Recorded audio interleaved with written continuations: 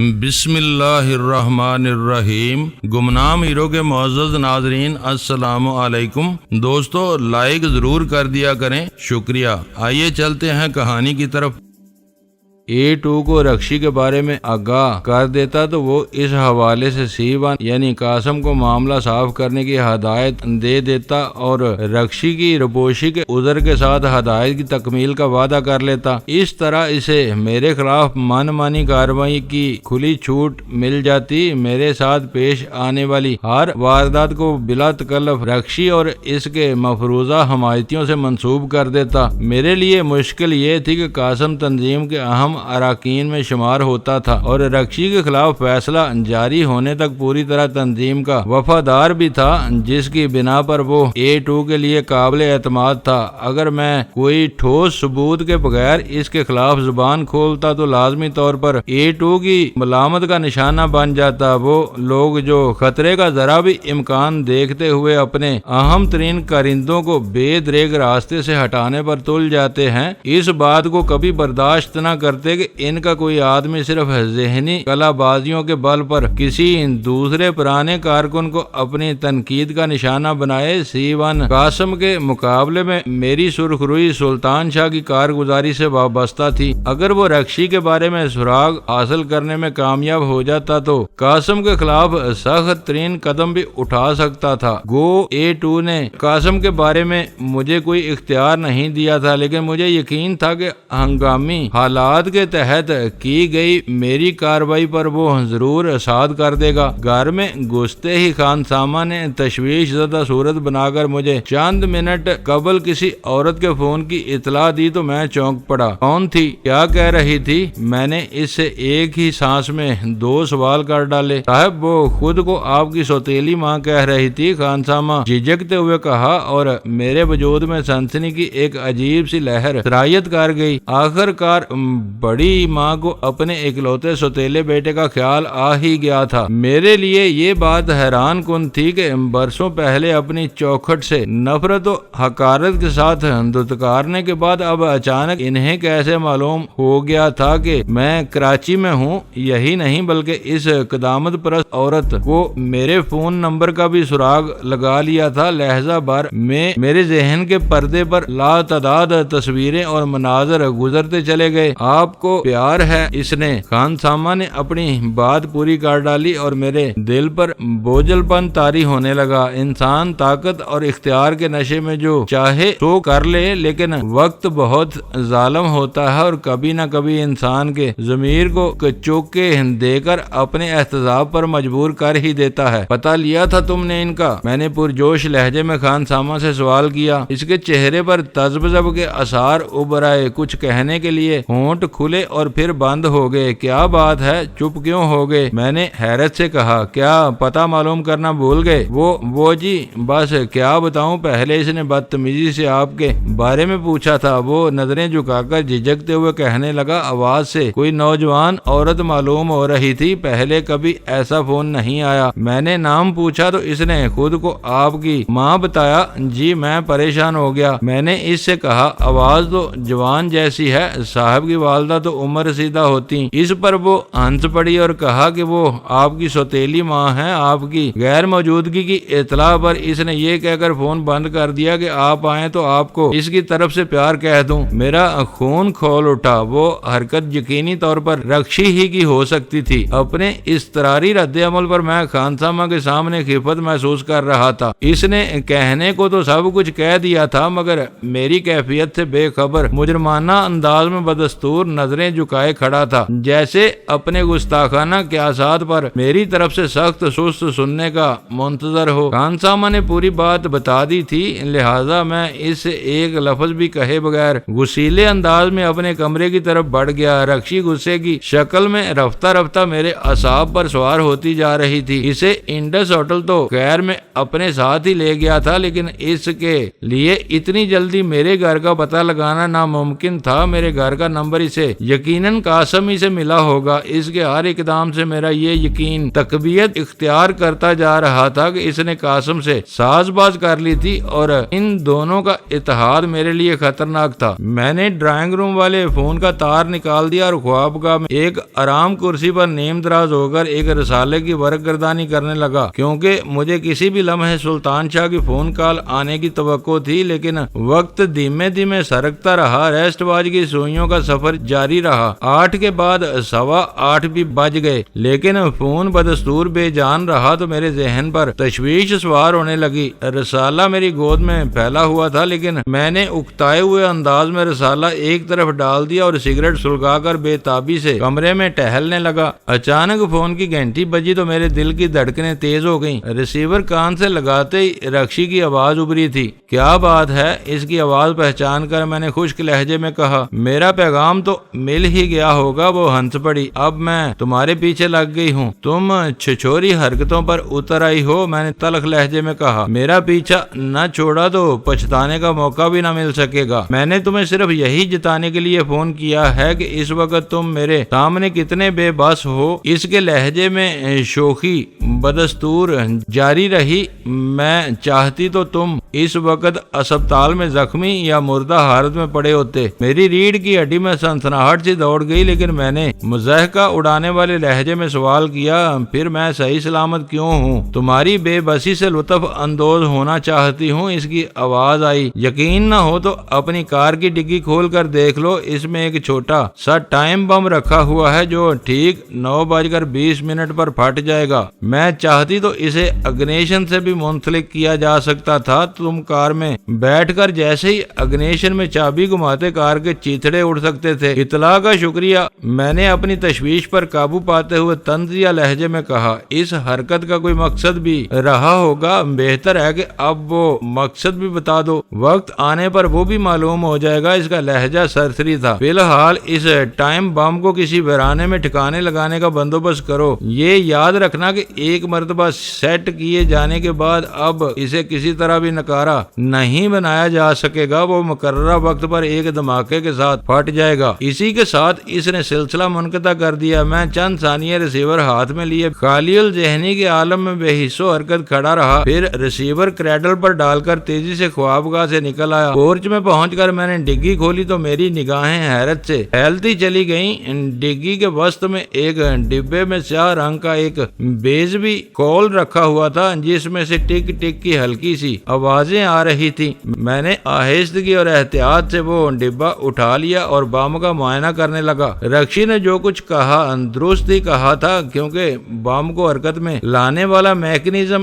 اس آہنی کول کے اندر ہی پوشیدہ تھا۔ البتہ اس کول میں ایک جگہ سوراخ موجود تھا۔ ایسا معلوم ہو رہا تھا کہ اندرونی میکینزم کو سیٹ کرنے کے لیے اس سوراخ کے اوپر کوئی آلہ نصب تھا، جسے کام پورا ہونے کے بعد اکھاڑ دیا گیا تھا۔ میں نے بم کو احتیاط سے اگلی نشست پر رکھا اور فوری طور پر تیز رفتاری کے ساتھ یونیورسٹی روڈ کی طرف روانہ ہو گیا تاکہ ان اطراف میں پھیلے ہوئے کسی ویرانے میں اسے ٹھکانے لگا سکوں۔ اس وقت وہ بم میری نگاہوں میں سلطان شاہ کی فون کال سے زیادہ اہمیت اختیار کر گیا تھا۔ وہ عورت اسی مکان میں تھی۔ سلطان شاہ کی آواز میں ہلکا سا خوف نمایاں تھا۔ شام کے 6 بجے وہ خطرناک صورت والے مرد کے ساتھ 2 سوٹ کیس وغیرہ لے کر تاریک شیشوں والی سرخ کرولا میں روانہ ہوئی تھی۔ میں نے ان دونوں کو دیکھتے ہی پہچان لیا تھا۔ ایسا معلوم ہو رہا تھا جیسے وہ کسی لمبے سفر پر روانہ ہو رہے ہوں۔ مجھے خوش قسمتی سے ایک پٹھان ٹیکسی ڈرائیور مل گیا۔ ہم زبان ہونے کی وجہ سے اس نے فوراً ہی میری کہانی پر یقین کر لیا۔ اس کے تعاون کی وجہ سے میں کامیابی کے ساتھ ان کا تعاقب کر سکا۔ خطرناک صورت والے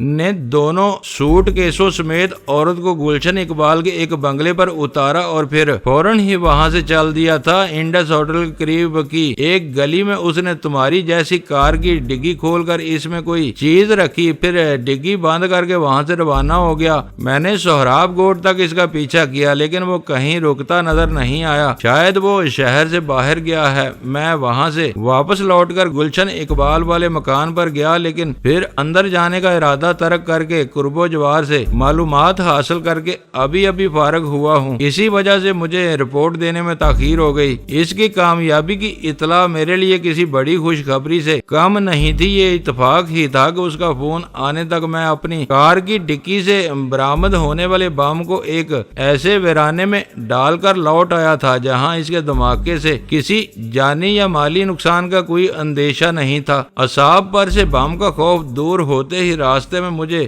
یہ فکر لاحق ہو گئی تھی کہ کہیں سلطان شاہ میری عدم موجودگی کی خبر پا کر اپنے گھر واپس نہ لوٹ جائے اور پھر اس سے رپورٹ لینے کے لیے مجھے پٹھان کالونی کی طرف دوڑ لگانا پڑے۔ وہ شخص میری توقع سے بڑھ کر چالاک ثابت ہوا تھا اور قاسم جیسے چلاک آدمی کو شبہ کا موقع دیے بغیر کامیابی سے اس کا تعاقب کرنا آسان کام نہیں تھا۔ اس نے نہ صرف رکشی کا نیا ٹھکانہ دیکھ لیا تھا بلکہ میری کار کی ڈگی سے برآمد ہونے والے ٹائم بم کا معمہ بھی حل کر دیا تھا۔ اب یہ بات بالکل واضح ہو گئی تھی کہ قاسم نے خود ہی رکشی کو چھپایا تھا اور اپنی دوست کے زیر عتاب آنے کا انتقام لینے کے لیے میرے پیچھے لگ گیا تھا۔ گلشن اقبال میں ریلوے لائن سے آگے بائیں طرف کی اندرونی آبادی میں وہ سبز مکان تو نہیں تھا۔ میں نے متعارف ہونے والی پروین نامی کال گرل کے مکان کے بارے میں سوچتے ہوئے سوال کیا۔ نہیں، وہ مکان راشد میں نحاس روڈ پر داہنی طرف واقع ہے۔ سفید رنگ کا ایک منزلہ مکان ہے۔ اس کا فاٹک مقفل تھا اور چابی عورت کے پاس موجود تھی۔ اس نے جواب دیا، اس مکان میں ٹیلی فون کے تار تو جاتے نظر نہیں آئے ہوں گے۔ میں نے موہوم سی امید پر سوال کیا کیونکہ کسی اناڑی کے لیے ایسی جزیات پر توجہ دینا بہت مشکل تھا، لیکن میں صرف یہ اندازہ لگانا چاہتا تھا کہ 8 بجے کے قریب ڈکی میں ٹائم بم کی موجودگی کی اطلاع دینے کے لیے رکشی نے کہاں سے فون کیا تھا۔ دوبارہ میں یہی سب دیکھنے گیا تھا۔ سلطان شاہ کے جواب نے مجھے حیران کر دیا۔ اس گھر میں ٹیلی فون کی لائن گئی ہوئی ہے، یہ کہہ کر اس نے مکان کا نمبر بھی بتا ڈالا اور میں سوچنے پر مجبور ہو گیا کہ سلطان شاہ ایسے کاموں میں اتنا اناڑی نہیں تھا جتنا اپنے طور طریقے سے نظر آتا تھا۔ اس مکان کے بارے میں اور کیا معلوم کیا تم نے؟ میں نے اندھیرے میں سوال کیا۔ وہ 1.5 سال پہلے ہی مکمل ہوا ہے۔ اس کا مالک کوئی وڈیرا ہے جو شروع میں 6-7 مہینے تک بال بچوں کے ساتھ یہاں رہا تھا، لیکن بچوں کو آب و ہوا راس نہ آنے کی وجہ سے یہاں سے واپس چلا گیا۔ جب سے وہ مکان زیادہ تر مقفل رہتا ہے اور کبھی کبھار کچھ دنوں کے لیے وڈیرے کے دوست اور مہمان آتے ہیں، ہمیشہ انہیں لانے والا وہی خطرناک صورت آدمی ہوتا ہے۔ اس کا میں نے سہراب گڑ تک پیچھا کیا تھا۔ لوگوں کا خیال ہے کہ وہ وڈیرے کا مقامی مینیجر یا منشی ہے، بہت بد زبان اور مغرور آدمی ہے۔ ایک بار کسی محلے دار نے مکان کو مستقل آباد کرنے کے سلسلے میں اس سے بات کرنا چاہی تھی تو اس نے صاف انکار کر دیا تھا کہ مکان کرائے پر وہ دیتے ہیں جن کو روٹیوں کے لالے پڑے ہوتے ہیں، وہ 10-20 مکان اور خریدنے کی استطاعت رکھتا ہے۔ گڈ، میں نے تحسین امیز لہجے میں کہا، تم میری توقع سے کہیں زیادہ کارآمد ثابت ہوئے ہو۔ اب یہ بتاؤ کہ اگر گھر لوٹنے میں دیر ہوئی تو کوئی حرج تو نہیں ہوگا؟ ہفتے بھر بھی گھر نہ گیا تو کسی کو پریشانی نہیں ہوگی؟ اس نے راکھ دلانا لہجے میں کہا، بس تم کام بتاؤ مجھے۔ تمہیں یقین ہے کہ خطرناک صورت والا شہر سے باہر ہی گیا ہے؟ یقین کیا، بس اندازہ ہے۔ اس کی آواز ابری۔ سپر ہائی وے پر اور کہاں جائے گا وہ؟ اس کی بات معقول تھی۔ ان دنوں سپر ہائی وے پل عبور کرنے کے بعد باڑا کی طرز کا بازار تھا یا پھر کاردار تاروں کی باڑ میں گرے ہوئے وسیع قطعات اراضی جہاں مستقبل میں رہائشی عمارتوں کی تعمیر کے منصوبے بن رہے تھے۔ بہت احتیاط سے اس کے گھر کا جائزہ لے ڈالو اور پھر میرے پاس لوٹ آؤ، میں نے لہجہ بر توقف کے بعد کہا۔ لیکن کہاں؟ میں نے اسے اپنے گھر کے نمبر کے ساتھ ہی تفصیل کے ساتھ محلے کو بھی بتا ڈالا، لیکن یہ یاد رکھنا کہ احتیاط بہت ضروری ہے۔ اس کا گھر تمہارے لیے چوہے دان بھی ثابت ہو سکتا ہے۔ چہرے پر رومال وغیرہ باندھ لینا تاکہ کوئی دیکھ بھی لے تو دوبارہ تمہیں شناخت نہ کر سکے۔ میں نے جیوا ہاؤس کے 3 نمبر میں فوٹو سیل سے منسلک خود کار کیمرے کا تصور کرتے ہوئے کہا۔ اس کی ہنسی کی آواز ابری، تم فکر نہ کرو، تمہارے شہر میں پہلے 20-25 دن مجھے چوریاں کر کے بھی پیٹ بھرنا پڑا ہے۔ اس کے بعد ہی مقرب خان نے کام سے لگوایا تھا۔ سلسلہ منقطع کر کے میں سوچ میں پڑ گیا، رکشی یا A2، ان دونوں میں سے کون میرے لیے زیادہ اہم تھا؟ تھا۔ تنظیم کے سلسلے میں اپنے لیے ایک راستہ طے کر چکا تھا۔ میرے سامنے اصل مشن تنظیم کے سب سے بڑے شخص تک پہنچنا تھا اور اس وقت تک اوپر سے ملنے والے ہر حکم کی تعمیل کرنا تھی، لیکن رکشی کی وجہ سے قاسم زبردستی میرے آڑے آ رہا تھا۔ اس معاملے میں بنیادی غلطی B1 سے ہوئی تھی۔ اگر وہ مجھے براہ راست رکشی کو مددگار کے طور پر ساتھ رکھنے کا حکم دیتا تو میرے لیے اس سے انکار ممکن نہیں تھا، مگر B1 کو شاید رکشی کی صلاحیتوں پر ضرورت سے زیادہ اعتماد تھا اور وہ یہ سمجھ بیٹھا تھا کہ میں بھی سکندر علی کی طرح اس کا شکار بن جاؤں گا۔ اب یہ میری یا رکشی کی بدقسمتی تھی کہ میں سکندر علی کے مکان میں اسے دیکھ چکا تھا، پھر خود سکندر نے قتل سے پہلے مجھے اس کے بارے میں بہت کچھ بتا دیا تھا، لہذا سب کچھ جانتے بوجھتے ہوئے میں رکشی کے دام میں پھنسنے کے لیے ذہنی طور پر آمادہ نہ ہو سکا۔ اس کے مسلط ہو جانے کے بعد میرے لیے تنظیم کے خلاف اپنے خفیہ مشن کو آگے بڑھانا دشوار ہو جاتا۔ میں نے نہ صرف رکشی کو اس کی اپنی نگاہوں میں بے نقاب کر دیا بلکہ A2 کو بھی اس کے بارے میں آگاہ کر دیا، اور وہ حسب توقع یہ بات برداشت نہ کر سکا کہ رکشی نے کام پر مامور ہوتے ہوئے اعتدال سے زیادہ شراب پی کر بہکے ہوئے ذہن کے ساتھ اپنے پوشیدہ عزائم کا راز فاش کر دیا۔ رکشی خود رپوش تھی اور قاسم اپنی دوست کی ناکامی پر جلا کر میرے پیچھے پڑ گیا تھا۔ اس کی ذہنی کیفیت جو بھی رہی ہو وہ میرے حق میں بہت خطرناک ثابت ہو رہا تھا۔ اس نے سلطان شاہ کے سامنے میری کار کی ڈگی میں ٹائم بم رکھ کر مجھے بہت کچھ سوچنے پر مجبور کر دیا تھا۔ اگر وہ مجھے مارنا چاہتا تو اسے رکشی کے ذریعے مجھے ہوشیار کرنے کی کوئی ضرورت نہیں تھی۔ ٹائم بم کی دریافت سے پہلے تک میرا یہ خیال تھا کہ قاسم اس وقت تک خاموش رہے گا جب تک اسے یہ یقین نہ ہو جائے کہ میں نے رکشی کی دھمکیوں کے بارے میں A2 کو اطلاع دے دی ہے۔ اس کے بعد وہ مجھ پر کہیں بھی وار کر سکتا تھا، لیکن گاڑی میں بم رکھنے اور پھر خود ہی مطلع کرنے سے یہ ظاہر ہو گیا تھا کہ فی الحال وہ مارنے کی بجائے اپنی قوت اور رسائی کا مظاہرہ کر کے معروب کرنا چاہ رہا تھا۔ پھر اچانک ہی میرے ذہن میں ایک جماکہ سا ہوا۔ وہ واقعات جس تسلسل اور تیزی کے ساتھ رونما ہوئے تھے، ان کا منطقی تقاضا یہ تھا کہ میں پہلی فرصت میں A2 کو اپنی مشکلات سے آگاہ کروں۔ ان اطلاعات پر وہ میرے تحفظ کے بارے میں C1 کا سہارا لیتا اور پھر قاسم کچھ وقت گزارنے کے بعد A2 کو مطلع کرتا کہ رکشی تنظیم سے ٹوٹ کر کسی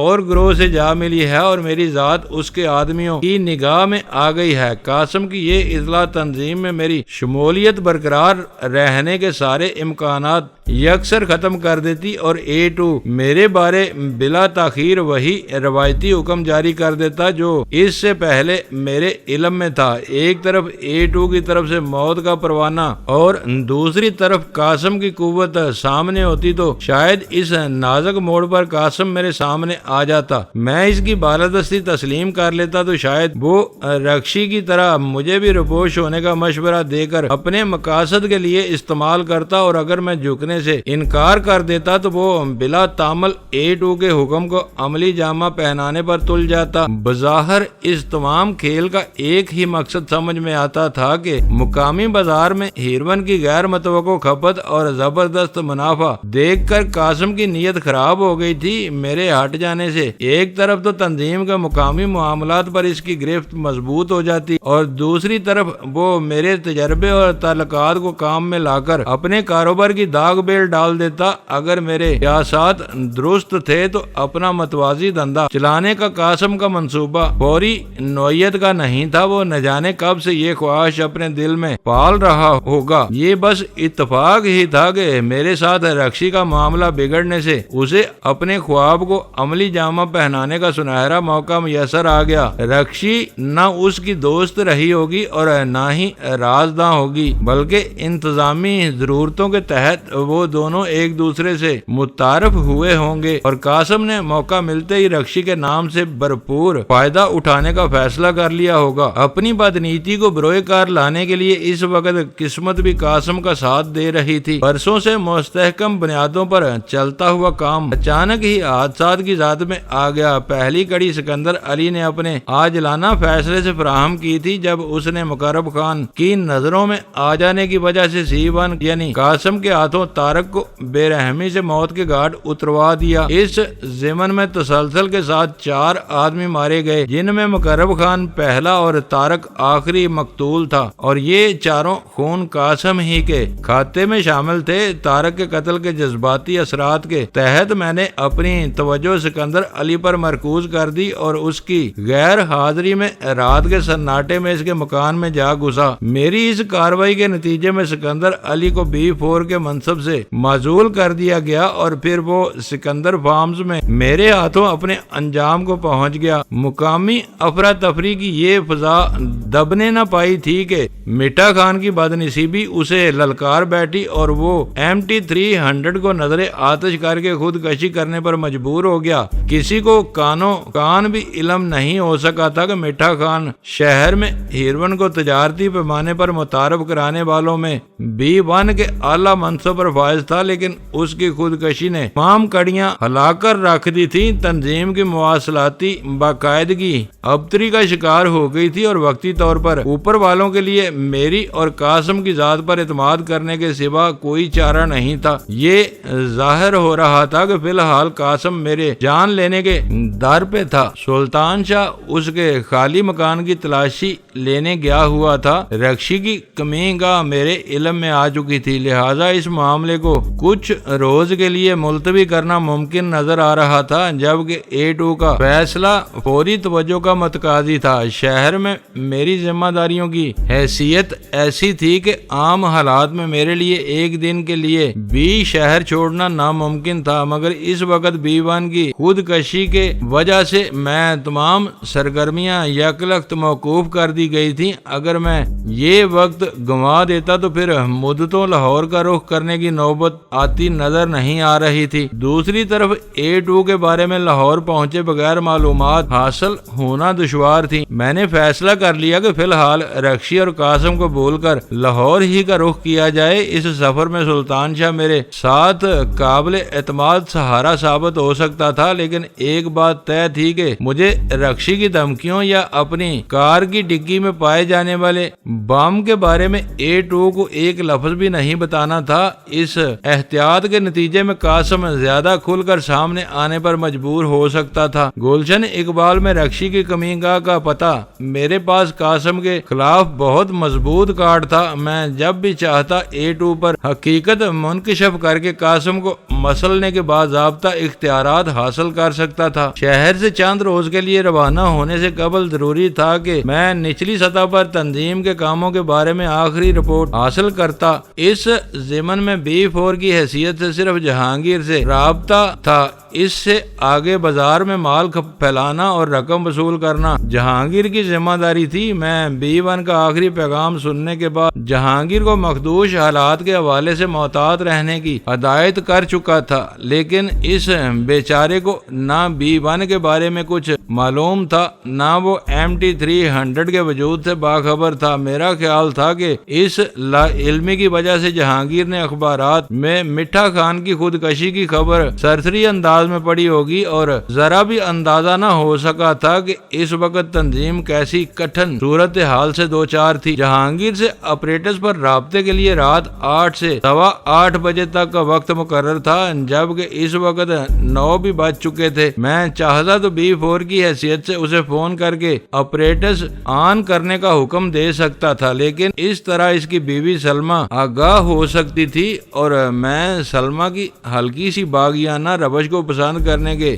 باوجود ان دونوں کی ازدواجی زندگی میں کسی نئی تلخی کا اضافہ نہیں کرنا چاہتا تھا، لہذا میں نے اس سے اپنے طور پر بات کرنے کا فیصلہ کر لیا۔ دوسری طرف سے فون سلمہ نے ریسیو کیا تھا۔ کہاں غائب ہیں آپ؟ وہ میری آواز پہچان کر دل آویز لہجے میں بولی، لیکن آنکھیں ترس گئی ہیں آپ کو دیکھنے کو، بس چکروں میں پھنسا ہوا ہوں اپنے۔ میں نے ایک گہرا سانس لے کر کہا، جہانگیر کہاں ہے؟ لان پر کتوں کی سیوا کر رہے ہوں گے۔ اس کے لہجے میں تلخی عود کر آئی۔ محافظ ہٹا دیے ہیں، چراغاں ختم ہو گیا ہے، اب ساری توجہ ان منحوس کتوں پر مرکوز ہے جن کی شکلیں دیکھ کر ہی مجھے وحشت ہونے لگتی ہے۔ ذرا بلا دیں گی اسے؟ میں نے اس کے نجی مسائل پر گفتگو سے گریز کرتے ہوئے خوش آمدانہ لہجے میں کہا۔ آپ ہولڈ کریں، اس کا لہجہ یک غسیلا ہو گیا، شاید اس نے اندازہ لگا لیا تھا کہ میں اس سے کترانے کی کوشش کر رہا تھا۔ چند منٹ بعد جہانگیر لائن پر آیا تو اس کی آواز خاصی جاندار تھی۔ یار کہاں غائب ہو تم؟ بس اسٹینڈ بائی ہوں، میں نے معنی خیز لہجے میں کہا۔ دیکھنا ہے کہ کب اور کس محاذ پر جھونکا جاتا ہوں۔ کئی بار تم سے ملنے کا ارادہ کیا لیکن ہمت نہیں پڑی، دن بھر کے کام سے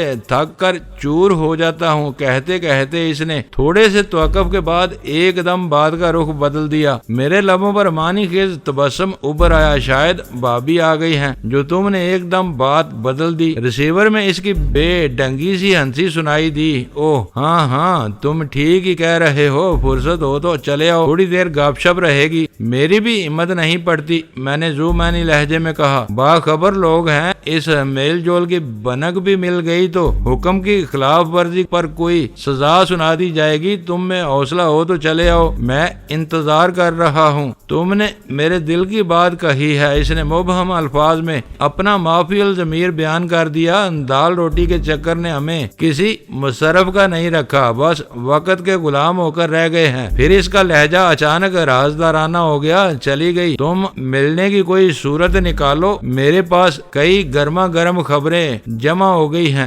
مثلاً میں نے استفسار طلب لہجے میں کہا۔ اپنی سرگرمیاں بالکل موقوف کر دی گئی ہیں اور بازار میں کئی افغان بھی اپنا مال لے آئے ہیں، شاید اب اجارہ داری برقرار رکھنا مشکل ہو جائے۔ سرگرمیاں کیوں موقوف ہیں؟ میں نے انجان بن کر سوال کیا۔ بس ایک ہی بات ہے کہ حالات مخدوش ہو گئے ہیں، اس نے بیزار لہجے میں کہا۔ مجھے تو دور دور تک بھی کوئی خطرے والی بات نظر نہیں آتی۔ آخری کھیپ ٹھکانے لگانے کے بعد نئے حکم کا انتظار ہے۔ آج کل میرا پیچھا کیا جا رہا ہے، کسی وقت میدان صاف ہوا تو تمہاری طرف آؤں گا۔ پیچھا ہو رہا ہے، اس کی بکھلائی ہوئی آواز سنائی دی۔ پھر کوئی خطرہ مول لینے کی ضرورت نہیں، کسی نے ادھر کا رخ کرتے دیکھ لیا تو بلا وجہ دونوں عطاب میں آ جائیں گے۔ میں دل ہی دل میں ہنس پڑا۔ خطرے کے امکان سے باخبر ہوتے ہی اس کی مل بیٹھنے کی خواہش دب گئی تھی۔ میں نے سنجیدگی کے ساتھ سوال کیا، 3 نمبر میں میرے داخلے کا کیا رہا؟ بات ہوئی تمہاری اس سے؟ بات تو ہوئی تھی لیکن وہ اجلت میں تھا، اس موضوع کو چھیڑنے کی نوبت ہی نہ آ سکی۔ اس نے کہا، لیکن اس بارے میں تم ضرور کوئی اہم بات مجھ سے چھپا رہے ہو۔ کیسی اہم بات؟ میں نے تحیر امیز لہجے میں پوچھا۔ یہ بات حلق سے نہیں اترتی کہ تم 3 نمبر میں بس کچھ وقت گزار کر باہر آ جاتے ہو۔ اس کی آواز الجھن امیز تھی۔ 3 نمبر کو ممنوع علاقہ قرار دیے جانے سے پہلے ایک دن کے لیے اس طرح خالی کرایا گیا تھا کہ وہاں چڑیا کا بچہ بھی نہیں تھا۔ مجھے پورا یقین ہے کہ اس دوران میں وہاں کچھ اہم چیزیں پہنچائی گئی ہوں گی، لیکن تم نے ابھی تک اس کمرے میں کوئی غیر معمولی تبدیلی یا اضافے کا ذکر نہیں کیا۔ کچھ بھی نہیں ہے وہاں، یقین نہ ہو تو کسی وقت خود گھس کر دیکھ لو۔ ریسیور میں اس کی خوفزدہ سی ہنسی سنائی دی۔ ہاں، مروانے کا ہی مشورہ دو گے؟ گھسنا تو دور کی بات ہے، اسے میرے ایسے کسی ارادے کا علم بھی ہو گیا تو کال میں بوس بروا دے گا۔ ویسے تم بے فکر رہو، اب اس سے بات ہوگی تو میں 3 نمبر میں تمہارے داخلے کا معاملہ بھی صاف کر لوں گا، کیونکہ یہ تمہاری ہی ذمہ داری ہے۔ میں نے لقمہ دیا۔ جیوا ہاؤس تمہاری ہی تحویل میں ہے، تمہیں 3 نمبر میں جانے کا حکم کون اور کس طرح دیتا ہے؟ وہ موضوع چھیڑ جانے کے بعد اس کے ذہن میں تجسس بیدار ہو گیا تھا۔ اس وقت ہم دونوں ہی عقل پر پتھر پڑے ہوئے ہیں۔ میں نے وہ سوال ٹالنے کی نیت سے چونکنے کی کامیاب اداکاری کرتے ہوئے تیز لہجے میں کہا، کیوں؟ کیا ہوا؟ وہ ایک مرتبہ پھر بوکھلا گیا۔ تعاقب کے ساتھ، میرا فون بھی سنا جا سکتا ہے، ہمیں فون پر گفتگو کرتے ہوئے محتاط ہی رہنا چاہیے۔ میں نے مسکراتے ہوئے کہا، خدا تم سے سمجھے۔ وہ شاید دانت پیس کر بولا، تمہیں ہر بات دیر ہی سے سوجتی ہے، میری تو نیند اڑ جائے گی۔ بہترین کی امید رکھو اور بدترین کے لیے تیار رہو۔ میں نے اسے ایک انگریزی محاورے کا ترجمہ سنایا، جو ہو گیا سو ہو گیا، آئندہ محتاط رہنا۔ اگر یہ گفتگو سنی گئی ہے تو صبح سے پہلے کچھ نہ کچھ ہو کر رہے گا، ہم دونوں ایک ہی کشتی کے سوار ہیں۔ وہ اتنا پراگندہ خاطر ہو گیا کہ اس نے مزید کچھ کہے بغیر شاید ریسیور کریڈل پر ڈال دیا اور میں اسے ٹالنے میں کامیابی پر مسکراتا ہوا ڈرائنگ روم میں چلا آیا۔ وال کیبنٹ سے پرانی اسکاچ کی بوتل نکال کر میں نے ایک لارج پیک تیار کیا اور اس میں برف کے ڈلے ڈال کر صوفے پر آ بیٹھا۔ سلطان شاہ کی واپسی کے انتظار میں سست رفتاری کے ساتھ شراب نوشی کرتے ہوئے میں نے خان سامہ کے ذریعے چوکیدار کو اطلاع بھیج دی تھی کہ سلطان شاہ نامی کوئی شخص مجھ سے ملنے کے لیے آئے تو اسے بلا تعمل اندر لیا جائے۔ لہذا 11 بجے کے لگ بھگ سلطان شاہ چوکیدار کی رہنمائی میں نشست گاہ میں داخل ہوا تو اس کے بشرے پر حیرت کے آثار تھے۔ دروازے سے اندر گھسنے کے بعد وہ چند ثانیوں تک کھڑا گہری اور معنی خیز نگاہوں سے کمرے میں موجود اسباب کا جائزہ لیتا رہا، پھر ایک گہرا سانس لے کر میری طرف بڑھتا چلا آیا۔ تم تو خاصی بڑی آسامی معلوم ہوتے ہو، اس نے میرے قریب بیٹھتے ہوئے بے پروایانہ لہجے میں کہا۔ مجھے یہ بات پسند آئی کہ وہ میری امارت کے مشاہدے سے معروب نہیں ہوا تھا۔ احکام کی تعمیل کرتے رہے تو تھوڑے ہی دنوں میں تم بھی اسی ٹھاٹھ باٹ سے رہ سکو گے۔ میں نے گلاس سے اپنے لبوں کو تر کر کے کہا، اسامی بنانے کی کوشش کی تو شاید پچھتانے کا موقع بھی نہ مل سکے۔ جس میں وفا نہ ہو وہ آدمی نہیں، خنزیر کا بچہ ہوتا ہے، وہ خونخوار لہجے میں بولا، پھر داہنا ہاتھ چھاتی پر مار کر قدرے پرجوش لہجے میں بولا، حکم دے کر دیکھو تمہارے پسینے پر دشمن کا خون نہ گرا دوں تو جوتے مار کر نکال دینا۔ لہجہ بھر کے لیے وہ خاموش ہوا، پھر بولا، آج کا کام مجھے پسند نہیں آیا۔ کیا ہوا؟ میں نے تجسس آمیز لہجے میں سوال کیا۔ وہ گھر تو پورا بھوت بنگلہ ہے، وہ حسب عادت ایک گہرا سانس لے کر بولا، کوئی چور چکار ہوتا تو جوتے چھوڑ کر ہی بھاگ نکلتا، لیکن میں نے بزدلی سے بھاگنے کی بجائے ڈٹ کر مقابلہ کرنے کا فیصلہ کیا تو پتا چلا کہ وہاں نہ کسی آدمی کا وجود تھا نہ بھوت، کچھ شعبدے تھے جنہیں میں تہس نہس کر آیا۔ دوستو ویڈیو کو لائک ضرور کر دیا کریں۔ ISI پاک آرمی زندہ باد، پاکستان پائندہ باد۔ معزز ناظرین، اپنا خیال رکھیے گا اور اپنے اس چینل کا بھی شکریہ۔